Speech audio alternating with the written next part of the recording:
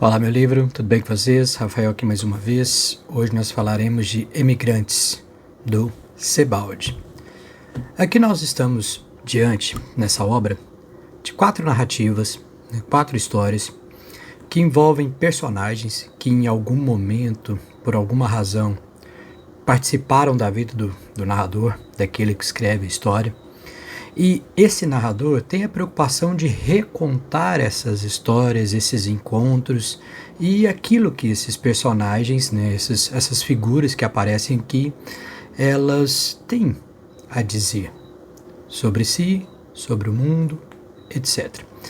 Como o próprio título sugere, os emigrantes são aqueles que estão sem pátria, que saíram do seu lugar, da sua pátria, saíram do seu país e foram viver em outro lugar por circunstâncias que estão ligadas a um conjunto específico que tem a ver com o Holocausto, o nazismo, a Segunda Guerra Mundial e não só esses 3 pontos, mas também a dificuldade que um desses personagens tem de compreender o mundo à sua volta.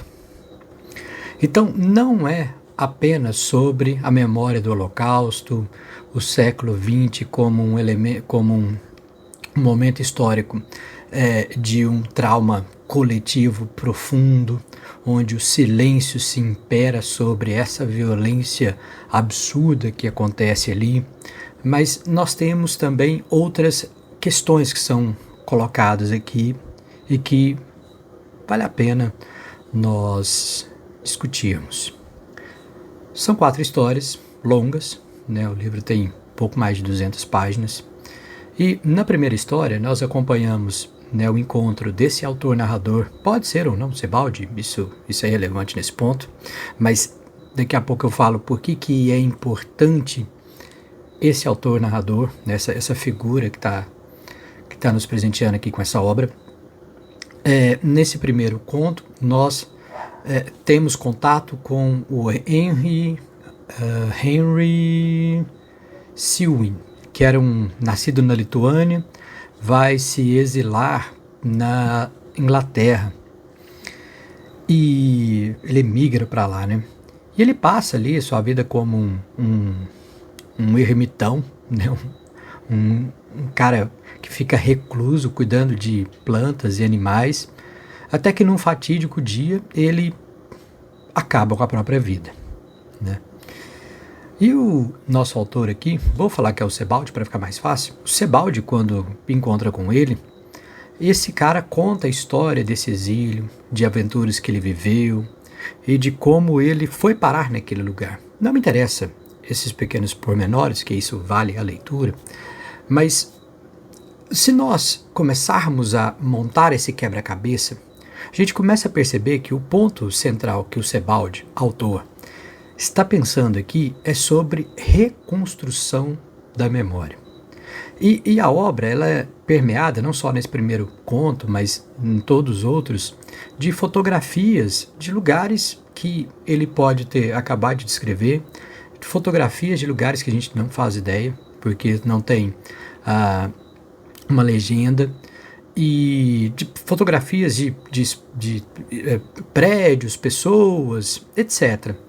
Além disso, nós temos o elemento ficcional, que é a própria prosa em si, e também a memória que está sendo recontada desses personagens. As fotografias são de verdade. A prosa nos aproxima de uma verdade e nos afasta de uma ficção, mas é uma obra ficcional. Então, eu acho que o ponto central desse pequeno romancezinho aqui é o diálogo entre verdade, ficção, memória, esquecimento. No segundo conto, nós temos a narrativa que conta a história de um professor, o Paul Bereit, algo assim, né? Que depois que o nazismo toma o poder na Alemanha, a partir de 1933, nós encontramos esse professor afastado das suas delegações profissionais, né? Ele deixa de ser professor porque ele é um quarto judeu. E ele fica expatriado de si mesmo.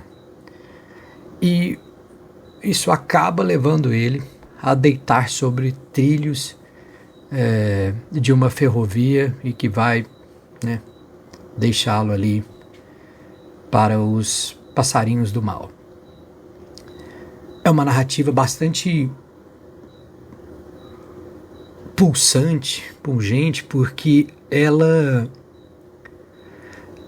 não fala necessariamente de uma emigração de um país para o outro, isso ainda que fosse, mas ela fala de como na própria pátria você perde a sua referência de pátria. Porque a ideia, né, que está por trás disso é que os movimentos ideológicos que surgem no século XIX, mas ganham mais força no século XX, etc. e tal, ao tentar criar um homem novo, uma sociedade nova, uma cultura nova, eles usam um território que era tradicionalmente alguma coisa, uma Alemanha, uma Itália, etc. e tal. E quando o nazismo chega ao poder na Alemanha, na década de 30, o que nós temos aqui, com um exemplo desse professor, é a relação dele com o espaço em que ele está. Como é possível, ainda vivendo na mesma rua, na mesma casa, ainda partilhando da mesma língua, você perceber que você agora se tornou um outsider, um outro, né? Quase um forasteiro. E arrancar as raízes, as quais por muito tempo você estava arvorado ali, da família, dos parentes, de todas as gerações anteriores. Quando você arranca essas raízes, você arranca a vida desse homem. E despedaça, né, esse sujeito. A história, ela tem um peso muito grande. A história é aquilo que nós fabricamos, né, a tradição. A referência é fundamental. Perder a memória sobre si mesmo pode nos levar a uma intenção, a uma impossibilidade de compreender essa perda, esse luto. No terceiro conto, nós temos aqui a história do tio-avô do Sebald, ou desse autor narrador, Ambrus Adelwarth, que vai embora para os Estados Unidos ainda jovem, e lá ele passa a ser um companheiro, um pajem de um milionário que viaja pelo mundo, vivendo nos cassinos, etc. e tal, e que depois que tudo isso passa, que ele não é mais esse personagem, ele decide se trancar num hospital psiquiátrico, num chamado hospício, né? E essa internação ele decide por receber eletrochoques para tentar acabar com uma depressão. E esse aqui, para mim, dos 4 contos, ele é o mais complexo, porque é como se o Sebald estivesse dizendo para a gente que não é o fato de ter ido para os Estados Unidos, de ter vivido essa vida de pajem, de um companheiro, de um homem rico, um camareiro, né, um mordomo, que o torna um emigrado. Mas é a compreensão de que essa vida, por não criar raízes, acaba criando uma melancolia muito profunda. Uma ausência, como eu disse há pouco, de referências. E por fim, nós temos o 4º conto, que vai, para mim, o melhor de todos, que vai narrar o encontro do nosso autor com um pintor alemão e judeu que vai fugir, né, ainda muito jovem, da Alemanha nazista, deixa os pais para trás, os pais que tentam também fugir, mas não conseguem, e vai para a Inglaterra. E ele ali acaba se transformando num pintor até relativamente não famoso, mas assim, com muito trabalho e tudo. E ao final da sua vida ele entrega uma cartinha com as memórias da mãe que ele recebeu, e ele diz ao nosso narrador aqui que leu 2 vezes apenas, uma quando recebeu e depois mais tarde para tentar compreender aquela narrativa da mãe antes de perecer num campo de concentração. E o próprio Sebald, né, o autor aqui, coloca essa narrativa de forma mais condensada para nós. E a mãe relata a infância, relata a juventude, relata os detalhes de uma vida comum, né, pacata, até que a Alemanha nazista chegue e essa narrativa ela se desbota, vamos dizer assim, ela termina, né, já sabendo que os dois, pai e mãe do Max Weber, que é esse pintor, eles perecem.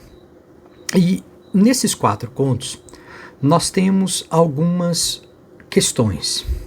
Primeiro, é possível, por meio da linguagem, compreender os horrores do século XX? Sim e não. Nós compreendemos o que está por fora desses horrores, nós compreendemos a máquina que causa esse horror, nós compreendemos como esse horror foi imposto, como ele foi executado, e nós compreendemos e conseguimos graficamente pensar, né, naquilo que os campos de concentração foram, mas nós nunca poderemos sentir aquilo que aconteceu. Então a memória ela vem com um problema. Ela vem com o problema do eu lembro, mas eu não sinto. O autor, o Sebald, nasce em 1944, né, morre em 2001. Ele é da geração que vai ser posterior ao nazismo, né, na sua juventude, na sua adolescência, mas é a geração que tem que lembrar desse nazismo.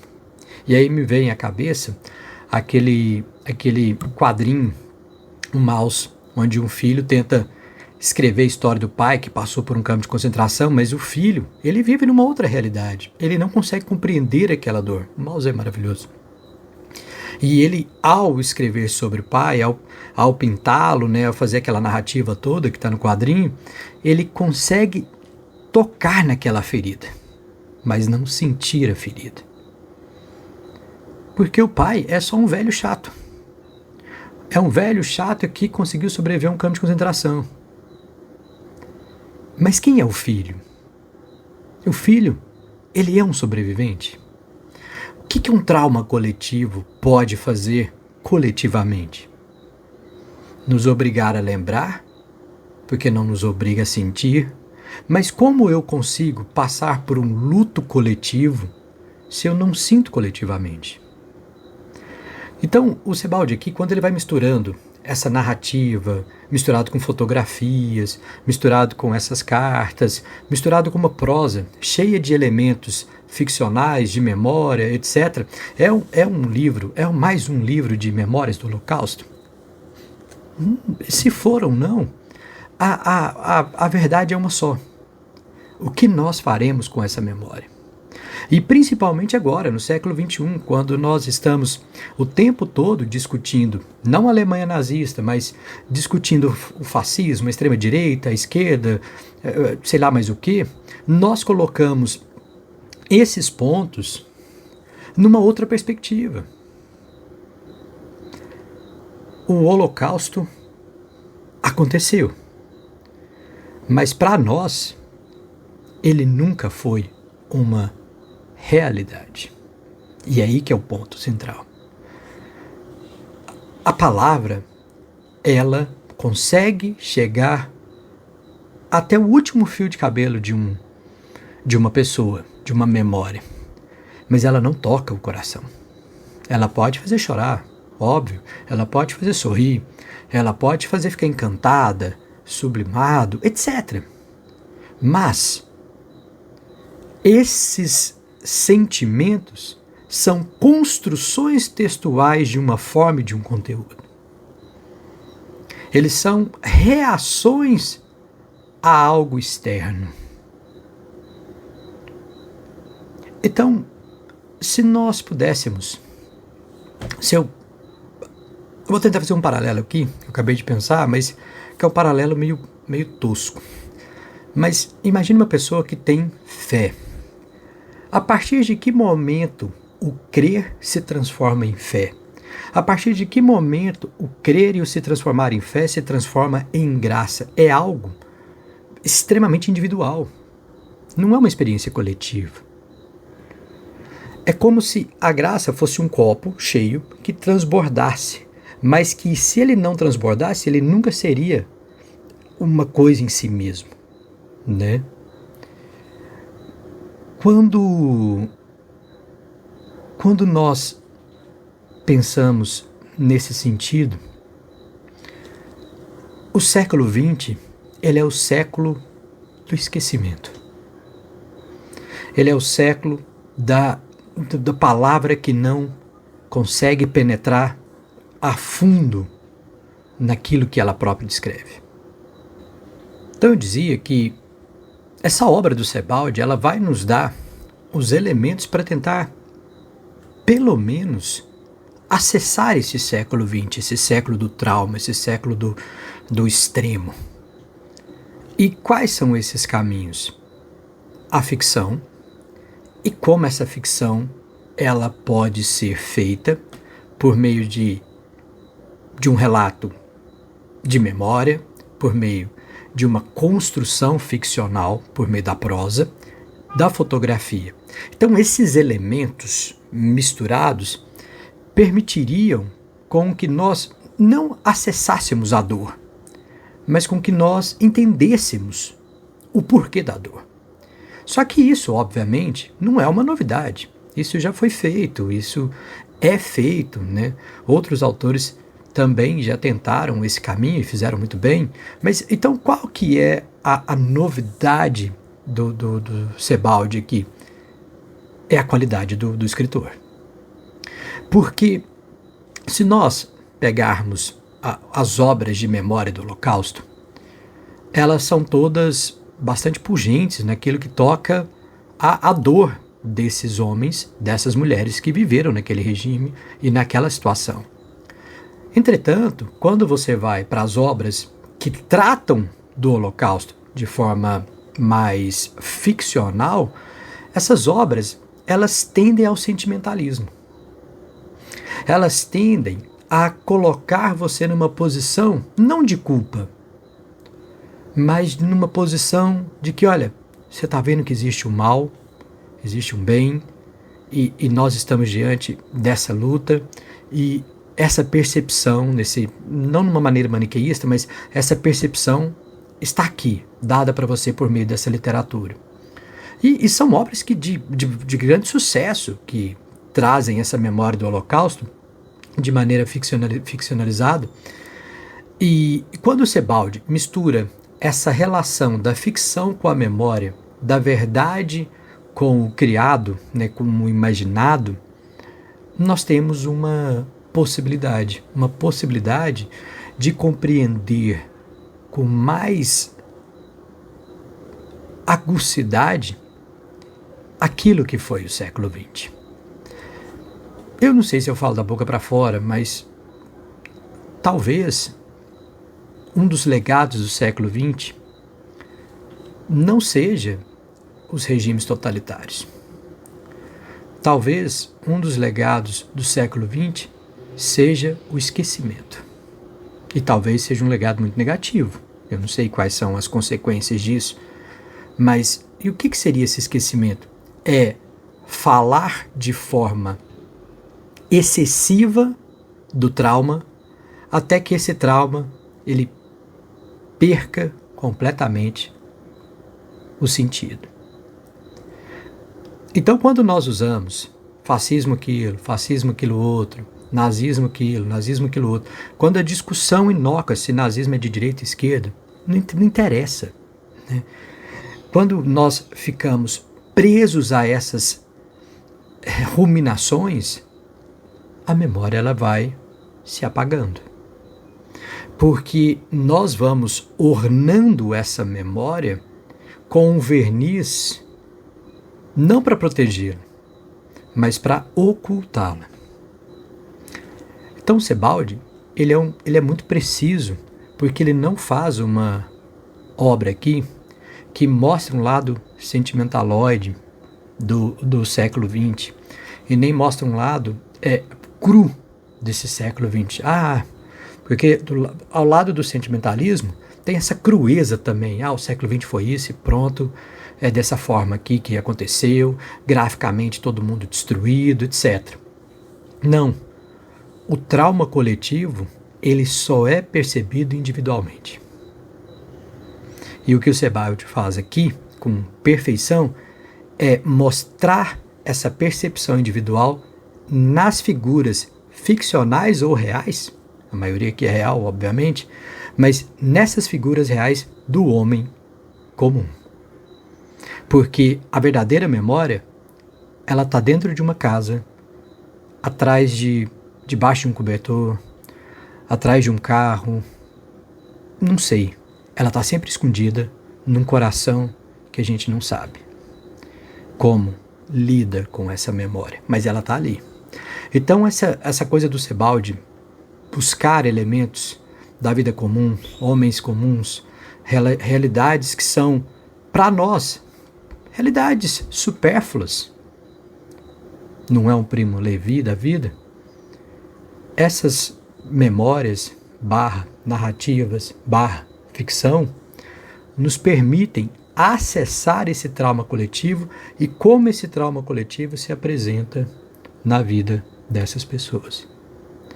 E é só por meio desse caminho, né, só através desse caminho, que nós conseguiremos compreender que o coletivo, ele é, antes de tudo, uma realidade individual.